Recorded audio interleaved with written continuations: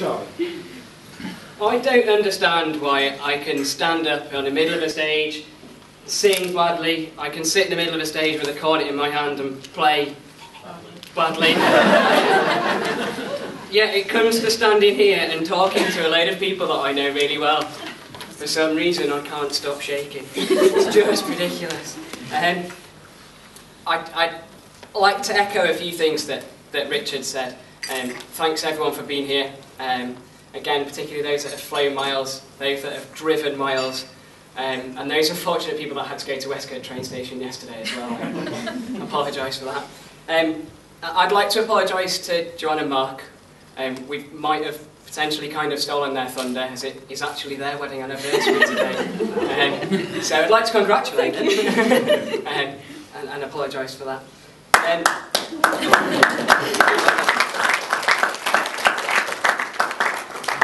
Again, thank you. I know it's supposed to be our special day, but it wouldn't be anywhere near as special if we couldn't share it with everyone here. So thank everyone for their cards and gifts and for being here today.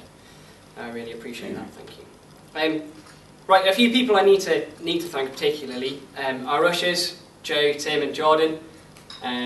Awesome job today, thank you for that. I know I didn't give you a lot of information because, as you've probably noticed, that I don't really do the organising. So sorry about that, but thank you. And also, our thanks must go out to Sylvia. Sylvia decorated the cake, which is just in the corner over there, and I think you'll all agree it looks amazing. Yeah.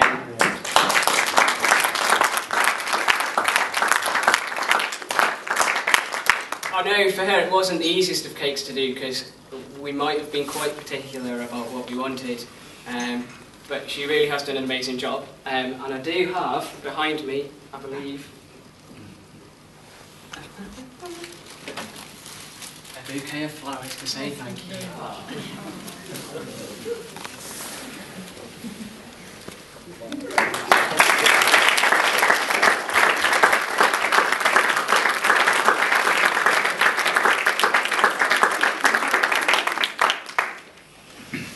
Made one person cry. I'm doing well. Right, now, I want to come away from thank yous. I just want to think about someone who isn't here today. Just spend a moment thinking about Rose. I'm sure it's a really hard life for her right now. I'm reckoning she's probably sat on the beach in the Maldives. Life sucks, doesn't it? I just sort of, through our teenage years, we didn't exactly get along. Definitely have had our moments. I was, in her words, really and so annoying, and she was awful to me. Quite frankly, awful. And yeah, Mum will agree, awful. And there were many tears. And I think the strange thing for me is I stand here now, and I really am fighting back the tears on this one. We both really have grown out of our teenage ways and become really close. And, you know, we've supported each other so much in the last sort of 18 months, 2 years. And we're both gutted she couldn't be here today. But we both love her dearly and wish her the best and know she had to do what she's done. And I'd just like to propose a toast. If you could grab your glasses. Just to our wonderful sister, to Rose, please. Cheers. Yeah, the Maldives. Right, enough about that. Compose yourself, Welsh.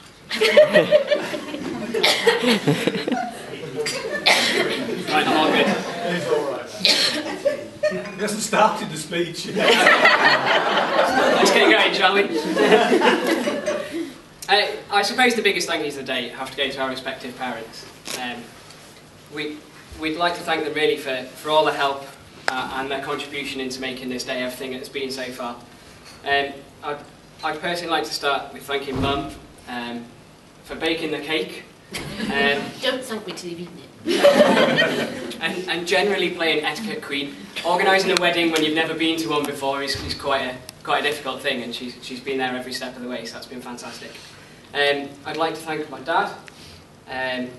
You've noticed his handwriting is everywhere, and the table plan as well was done by him, so thank you for that. And I'd like to thank the three of them, Mum, Dad and Stuart, just for supporting me through life and letting me make my own decisions and ending up where I am today. For putting up with constant whistling, humming and general noise making as well, to be fair. I don't know if any of you have heard, but Joe once famously walked into the house, looked around a little bit and shouted, "Where's Charlie? I can't hear him." And I'm sure if you ask Lisa, I haven't changed. No. You're stealing my material here.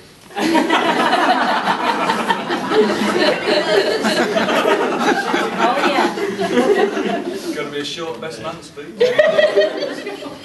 I'd personally like to thank Richard and Julie for bringing up such a lovely daughter.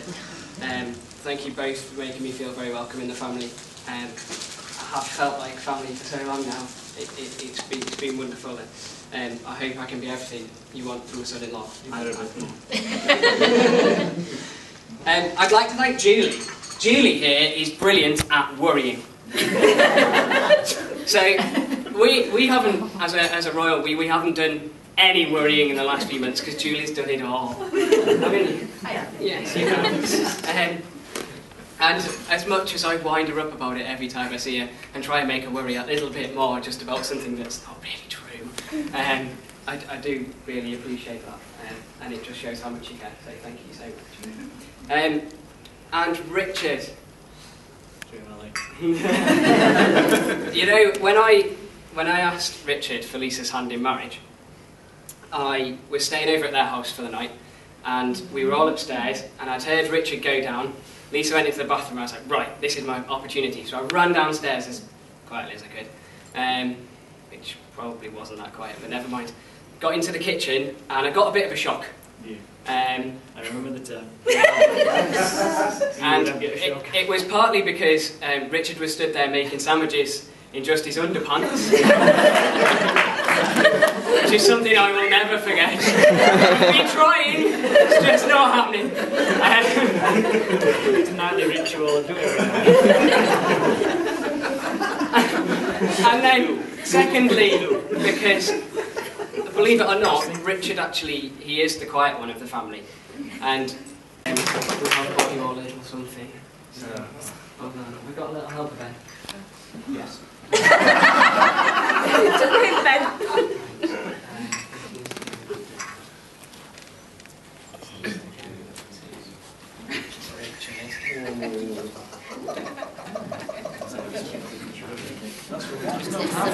was going to say, is it years?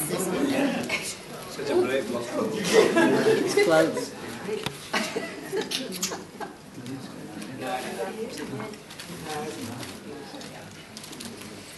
And Julie. Well, I can't see you. Nobody can see me now. I can hide now. I can sleep now for me. Wake me up when it's over. Right. To you. Don't think you've got away with anything. I was trying to think the other day, as I was writing this, why does Lisa want to marry me? Yeah. Good question. This is a good question. So I kind of went back to the beginning and thought, right, what is it? What have I done? So I never actually asked her out. I just kissed her in the common room before period 5 in college. Well, that was pretty smooth. Yeah, thank you. Yeah. So I'm thinking one mark on the positives. Right. I then didn't take her on a date for another further 2 months. I didn't think that was very smooth. So we've kind of levelled it up. When I first told her I loved her, it was about 20 seconds after I'd managed to get chewing gum in her hair. Yeah, I know. The mind boggles. So I'm down 2-1, and then I asked her to marry me in a very romantic place, picnic park. There was no one else there. It was a beautiful summer's day in July, in Barnsley.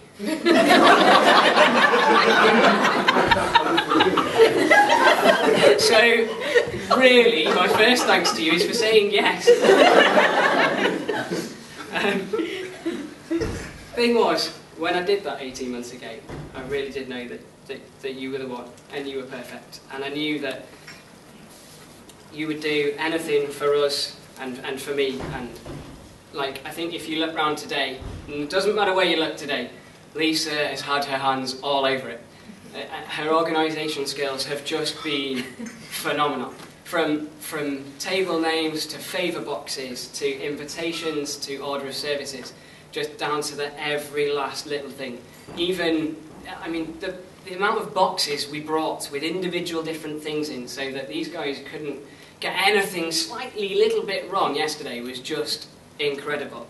And you really have done everything you can to make this day perfect. And I think everyone here will agree it has been amazing. So well done. Thank you so much. I really appreciate it.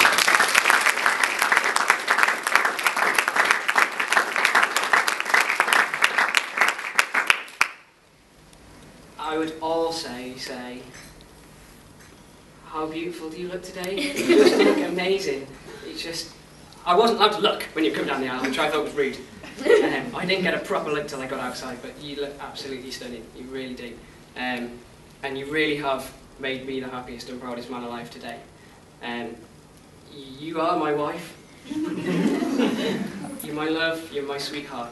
And this is supposed to be our happiest day of our lives, but I want to add so far in the end because I'm sure we're going to have so many times that are just amazing. And I don't have to hope that our future will be a happy one. I know it will be. So, thank you. Well done.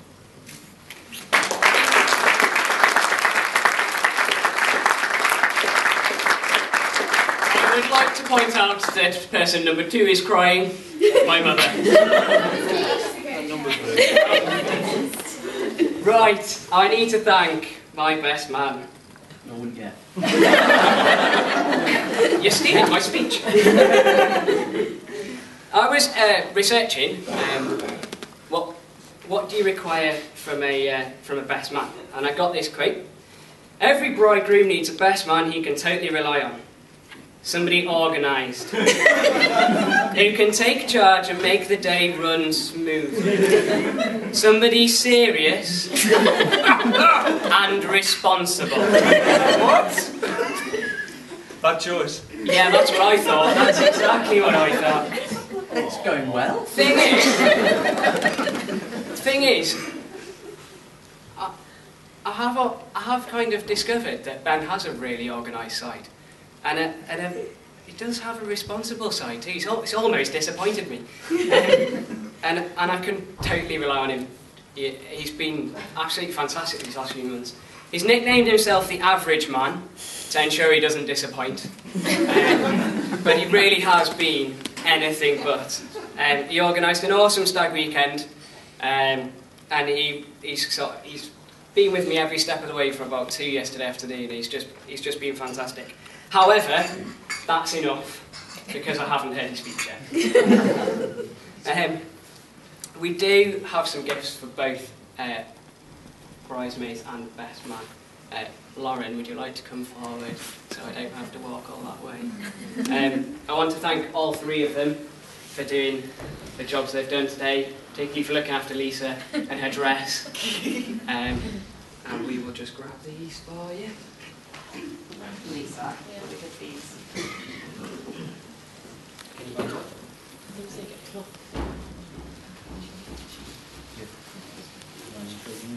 Yeah, no, you're right. Look at it's a modest discretion. So you think this is what